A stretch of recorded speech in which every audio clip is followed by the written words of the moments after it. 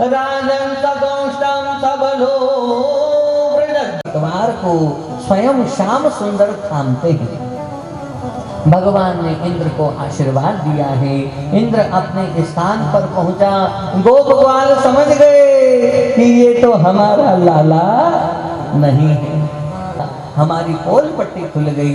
उसी समय भगवान ने एक माया का पर्दा डाला और डालते ही जितना भी भगवत तत्व का वृंदावन बिहारी लाल की। शुभदेव जी महाराज कहते हैं, हे राजा परीक्षित, ततो न रुक्ते पशुपै परिश्रितो राजन सगोष्ठम सबलो वृद्धधरीः तथा विधान्यस्य कृतानि गोपिका गायन्त ईर्योर्मुदिता हृदिस्पृशः। सज्जनों, जब भी जीवन में संकट आए, जब कोई रास्ता दिखाई न दे, जब कोई बात समझ में न आए, जब ऐसा लगे कि अब सारे दरवाजे बंद हो गए, हम चारों तरफ से फंस गए हैं, अब तो मौत हमारे सिर पर मंडरा रही है, उसी समय प्रेम से दोनों हाथ उठा करके आप श्री गिरिराज गोवर्धन को याद करें।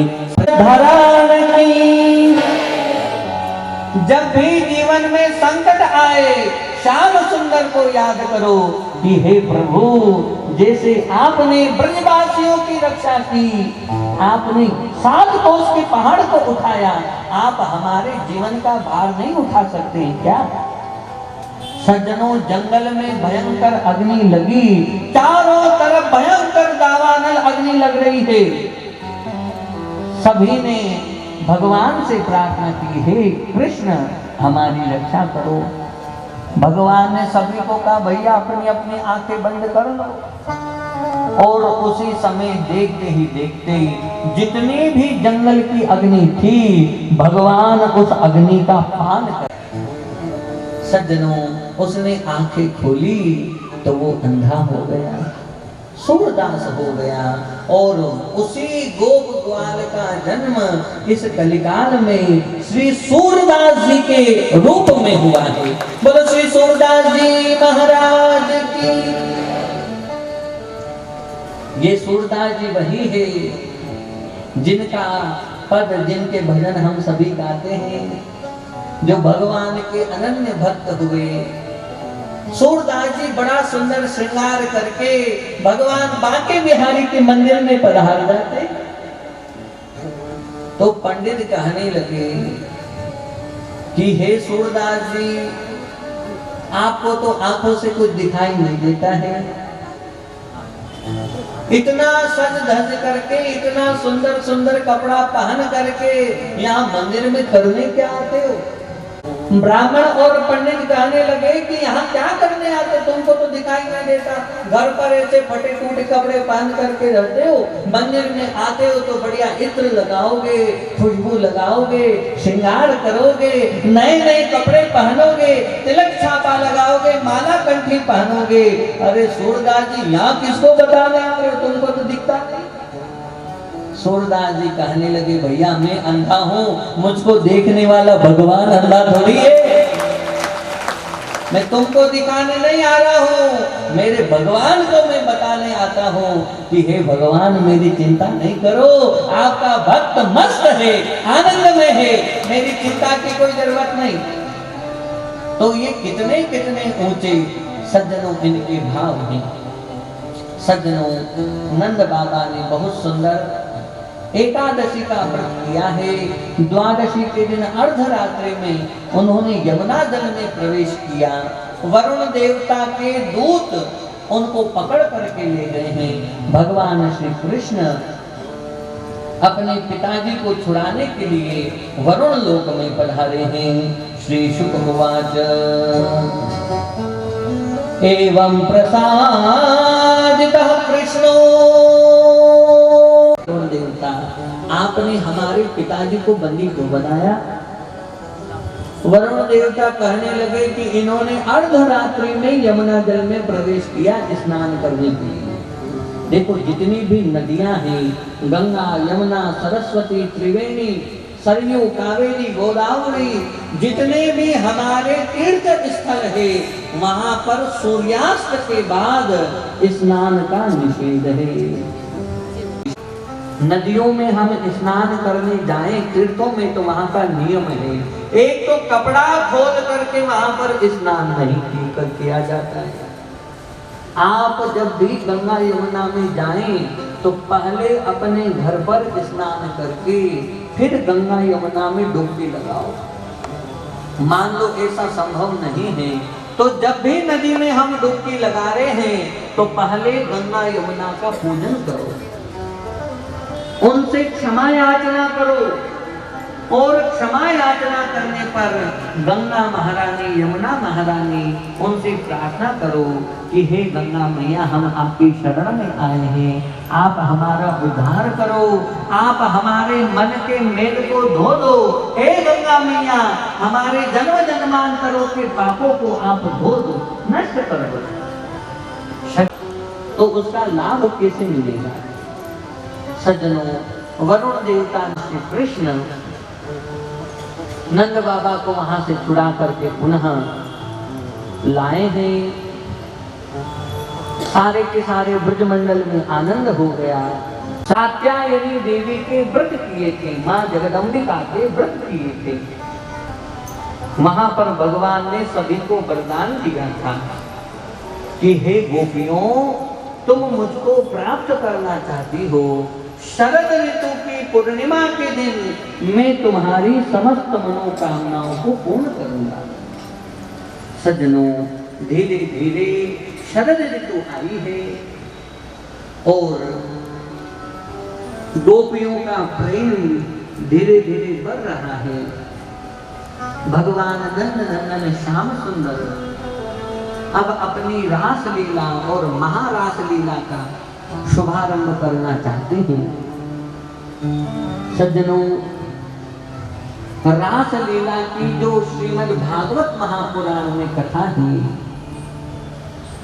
5 अध्याय भागवत जी के, इसको कहते हैं रास पंचाध्यायी। क्या कहते हैं?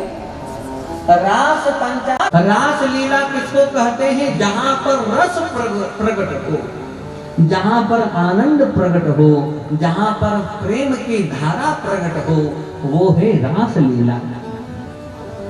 लोग चाहे इसका मजाक बनाए कि अरे भगवान ने तो रास लीला करी, भगवान ने तो 16,108 विवाह किए, ये 5-50 में करना जो कहीं फर्क पड़ रही है। अरे भाई, भगवान ने तो 7 कोस का गिरिराज गोवर्धन उठाया, तुम एक बटा उठा करके बता दो। भगवान की हम क्या होड़ करते हैं? वो तो साक्षात परमात्मा है, उनकी बराबरी कौन कर सकता है? सज्जनों, भगवान इन गोपियों के प्रेम को पूर्ण करना चाहते हैं। अद्वैत से द्वैत में इन गोपियों को प्रवेश करवाना चाहते हैं।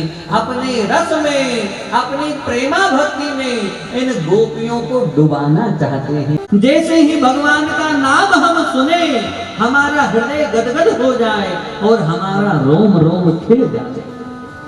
भगवान का नाम आते ही एकदम से हृदय प्रेम से भर जाए, आनंद से भर जाए, तो समझना सज्जनों कि अब हमारी भक्ति का श्री गणेश हुआ है, अब हमारी भक्ति चालू हुई। केवल नाचने गाने को भक्ति नहीं कहते, वो भी भक्ति है, भक्ति का अंग है, परंतु भगवान की जो विशुद्ध भक्ति है उसमें तो केवल आनंद ही आनंद है। केवल भक्त और भगवान, और तीसरा कोई भी। अपनी 16 कलाओं के साथ में चंद्रमा मानो अमृत की बरसात कर रहा हो। शरद पूर्णिमा के दिन सभी लोग खीर बना बना करके छत पर रखते हैं ना, कि 2-4 बूंदा अणी खीर में पड़ी जाएगा तो आप ही अमर बन जाओगे, क्योंकि उस दिन उसमें से अमृत टपकता है। सज्जनों, उस चंद्रमा वाले अमृत से तो किसी को अमर होते नहीं देखा, परंतु भगवान की कथा का जो अमृत पीता है, भगवान के नाम का जो अमृत पीता है, वो जरूर जरूर अमर हो जाता है। शरद पूर्णिमा की 16 कलाओं के साथ में चंद्रमा जगमगा रहा है, अमृत की वृष्टि हो रही है। भगवान नंद नंदन श्याम सुंदर एक कदम्ब के वृक्ष के नीचे त्रिभंग ललित रूप में खड़े होकर के, भगवान कैसे खड़े हैं? टेढ़े मेढ़े खड़े हैं, क्योंकि ये तो टेढ़ा है, कन्हैया टेढ़ा है। राम जी सीधे हैं, कन्हैया टेढ़ा है। और ये टेढ़े टेढ़े मेढ़े खड़े होकर के ऐसा जादू चलाते हैं कि पूरी दुनिया को पागल कर देते। तो भगवान नंद नंदन श्याम सुंदर ने अपने कर कमलों पर बंसुरी पधराई और भगवान कदम्ब के वृक्ष के नीचे खड़े होकर के बड़ी सुंदर वैजंती माला धारण कर रखी है, कानों में कनेर के पुष्प धारण कर रखे हैं, पीला पीला पीतांबर धारण कर रखा है, घुंघराले घुंघराले बाल भगवान के नेत्रों के सामने आ रहे हैं। कमल के समान जिनके नेत्र हैं, शंख के समान जिनका गला है, जिनकी भुजाओं में सारा ब्रह्मांड समाविष्ट हो रहा है, जिनके उदर पर 3-3 रेखाएं छा रही है और जिन्होंने बड़ा सुंदर पीतांबर धारण कर रखा है, जिनके चरणों की सेवा स्वयं लक्ष्मी महारानी करती है, ऐसे नंद नंदन श्याम सुंदर कदम्ब के वृक्ष के नीचे अपने कर कमलों में मुरली को, बंसुरी को धारण करके भगवान ने बंसुरी की तान छेड़ी। और ये बंसुरी की तान नहीं है, ये वेदों की ऋचाएं हैं, ये वेद मंत्र हैं, ऋषि मुनियों का गान है। और जैसे ही भगवान ने बंसुरी बजाई, जितनी भी गोपियां थी, हजारों हजारों लाखों लाखों गोपियां सुध बुध भूल गई, एकदम से पागल हो गई। बोलो बंसी बजैया लाल की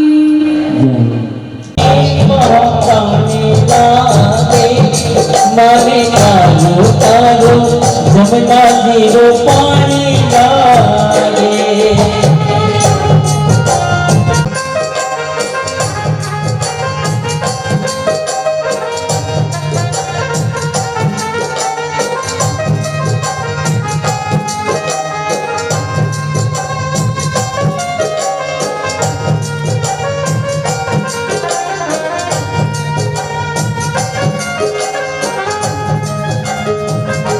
हीरा रे हीरा रे हीरा रे होरा रे हरि बोल।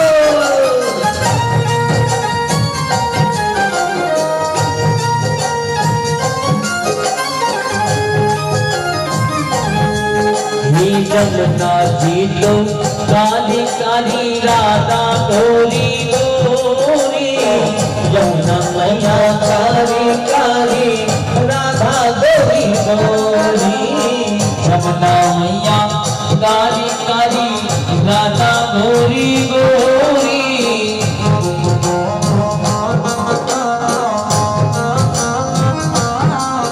वृंदावन में धूम मचावे बरसाने की झोली, वृंदावन में धूम मचावे बरसाने की झोली।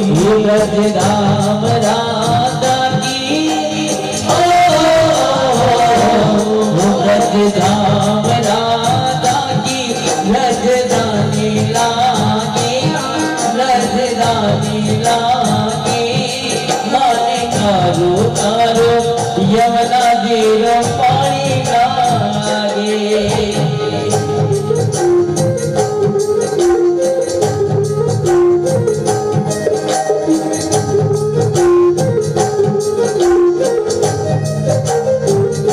वो अय्या आँख ना दिखाओ थाने पाप लागे, अय्या आँख ना दिखाओ थाने पाप लागे। वो धारा से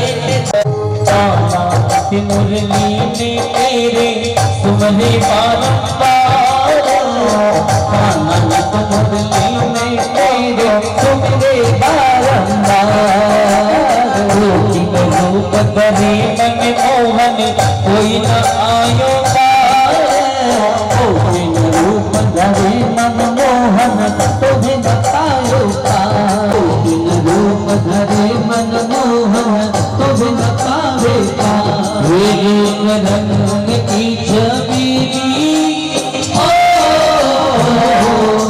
रूप रंग की छवि पटरानी लागे पटरानी लागे माने कारो कारो जब लागे रो पानी लागे लागे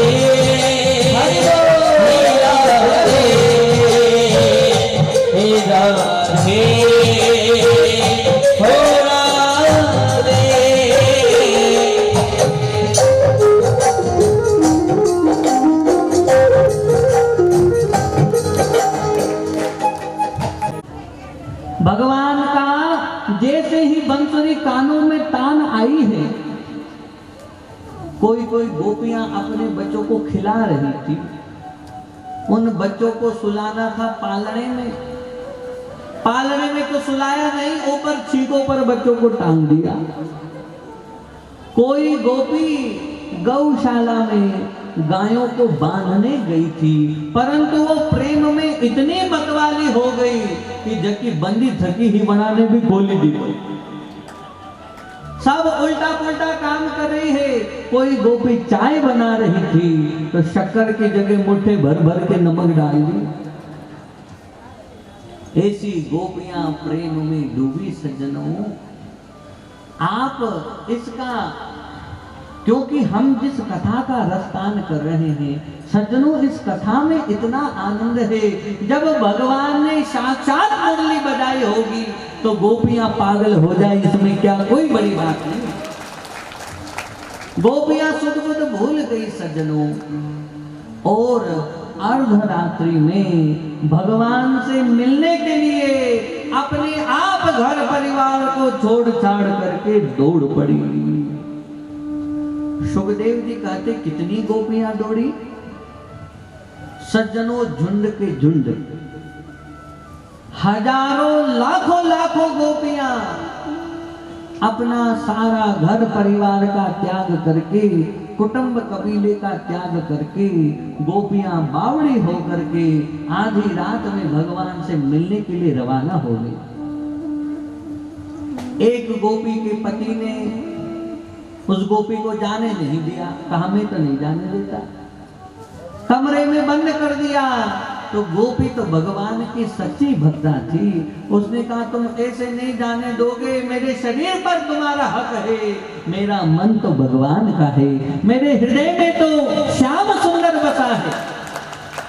वहीं पर उस गोपी ने आसन जमाया, भगवान का ऐसा ध्यान लगाया कि दूसरी गोपियां तो बाद में पहुंची, वो पहले ही भगवान के अंदर पहुंच गई, और पहुंची नहीं, भगवान का ध्यान करते करते उसने अपने प्राणों का त्याग कर दिया। वही रात के समय सारी की सारी गोपियां, झुंड के झुंड, हजारों हजारों गोपियों के झुंड भगवान के चारों तरफ जाकर के गोपियों ने भगवान को घेर लिया।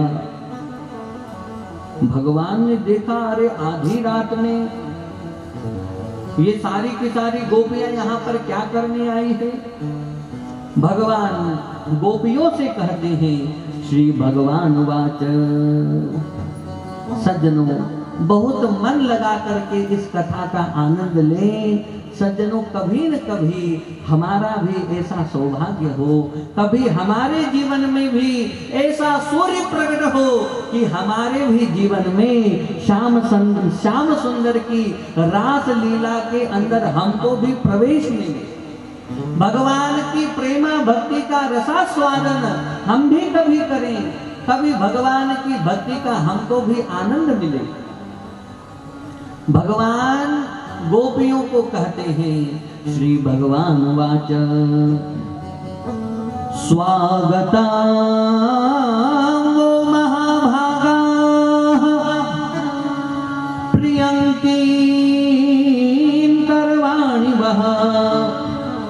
व्रजश्यामामयं कश्चित् ब्रूतागमन कारणम।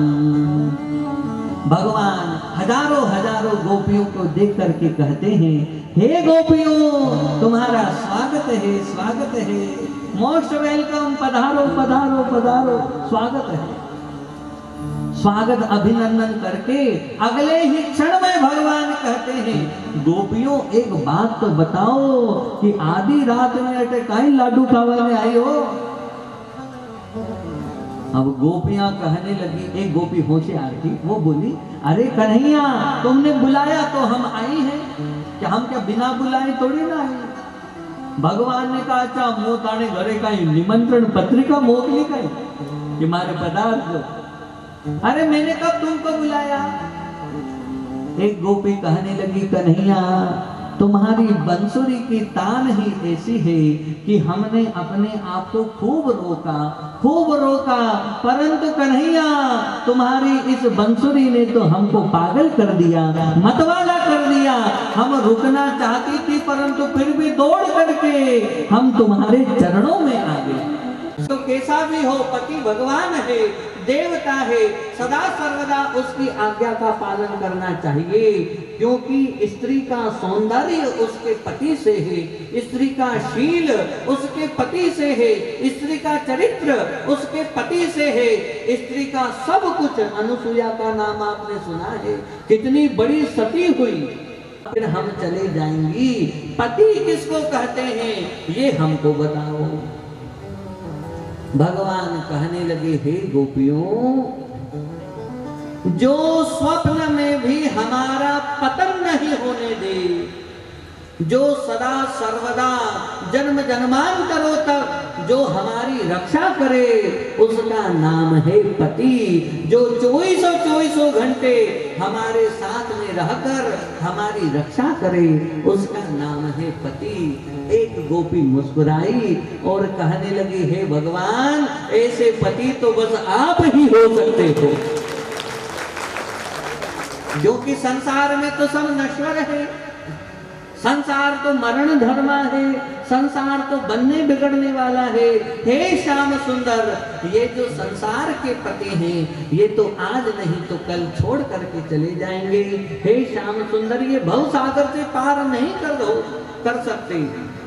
मीराबाई ने कहा है, ऐसे वर को क्या वरू जो जन्मे और मर जाए, वर भरिए एक सांवरो तो जुड़ लो अमर हो जा। सज्जनों, हमारा जो सदा सर्वदा रक्षा करे, जो हमारे प्राण पत से हमारे साथ में रहे, हे श्याम सुंदर, ऐसे तो केवल और केवल आप हैं। इसलिए हम सब कुछ छोड़ करके आपकी शरण में आए हैं, आप हमें स्वीकार करें। और उसी समय सज्जनों, हजारों लाखों की तादाद में वहां पर गोपियां हैं और हजारों लाखों की तादाद में भगवान श्री श्याम सुंदर वहां पर प्रकट हो गए। बोलो कृष्ण कन्हैया लाल की। जितनी गोपियां इतने कृष्ण। बताओ, ऐसा हो सकता है? हजारों लाखों रूप भगवान ने धारण कर लिए। हर एक गोपी को यही लग रहा है कि कन्हैया तो अर्धरात्रि में मंद सुगंध हवाएं चल रही है, अपने आप यमुना जी में कमल के पुष्प खिल गए, मयूर नृत्य कर रहे हैं, कोकिला गान कर रही है, चंद्रमा से अमृत की बरसात हो रही है। और उसी समय भगवान श्री कृष्ण ने अपनी रास लीला का शुभारंभ किया। बोलो रास बिहारी लाल की।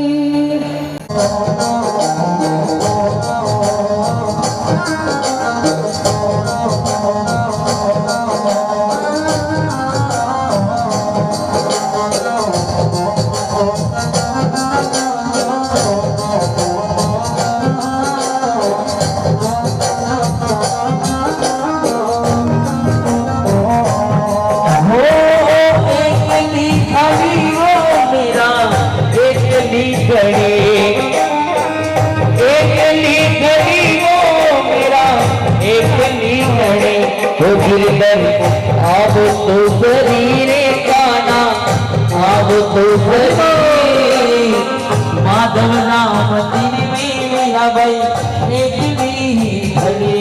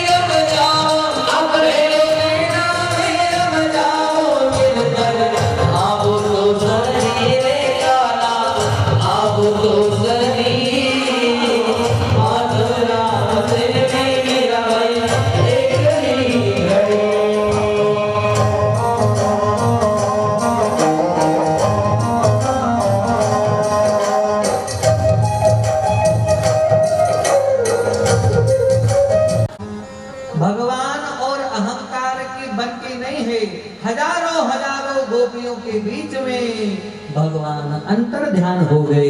बोलो कृष्ण कन्हैया लाल की। और जैसे ही सज्जनों भगवान अंतर ध्यान हुए हैं, सारी की सारी गोपियां जैसे बिना पानी के मछली छटपटाती है, ऐसे गोपियां घबरा गई, भगवान को पुकार लगा रही है, हे श्याम सुंदर, हमारे मन में अभिमान आ गया।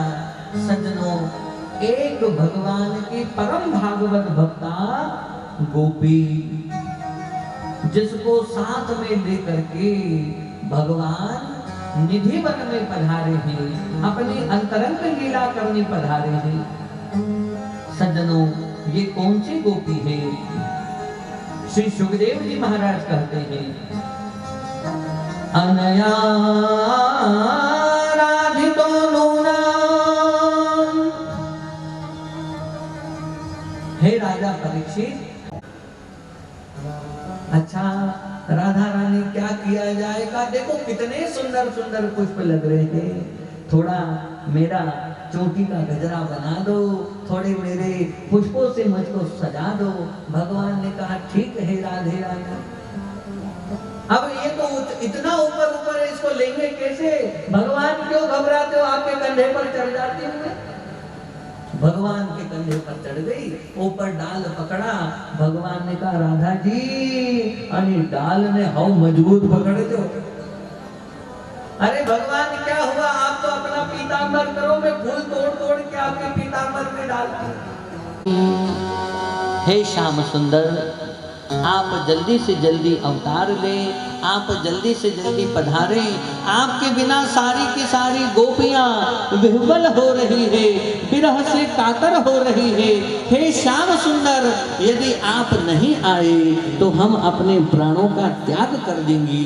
सज्जनों, हजारों हजारों गोपियां श्री राधे रानी सरकार का आश्रय लेकर के ठाकुर जी को पुकार लगा रही है। उसी समय हजारों गोपियों के बीच में नंद नंदन श्याम सुंदर श्री वृंदावन बिहारी लाल प्रकट हो गए। तुलसी वृंदावन बिहारी लाल की।